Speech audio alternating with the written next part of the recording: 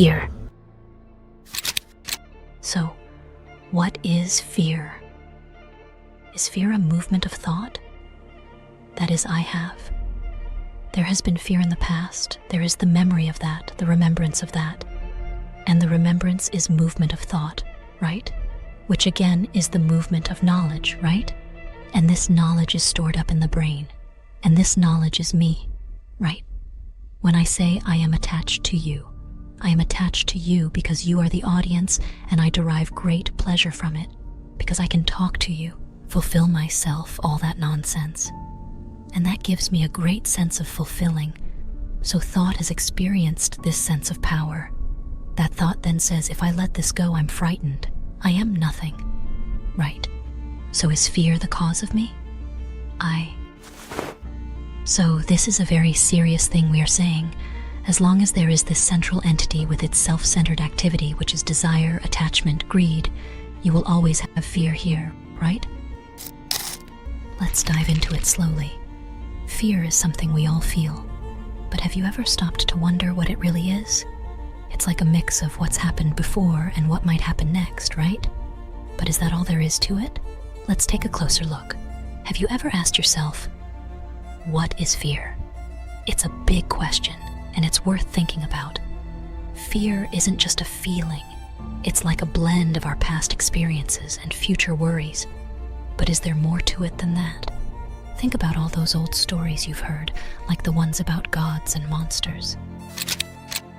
They often have something to say about fear.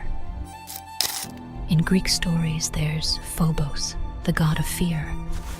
And in Hindu tales, there's Rahu, a demon representing fear of the unknown. These stories show us that fear has been around since ancient times and has always been a big part of being human. Let's take a moment to think about fear from a philosophical perspective. It's not just about what's happened to us before, or what we're afraid might happen in the future. Fear goes deeper than that. It's tied to our very existence, making us ponder big questions about life and death. Ever wondered why we feel fear?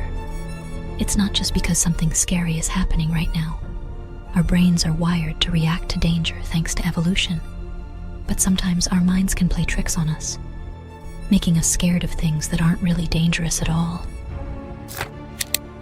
Have you ever felt like fear was a part of who you are? Like it's always there, lurking in the background?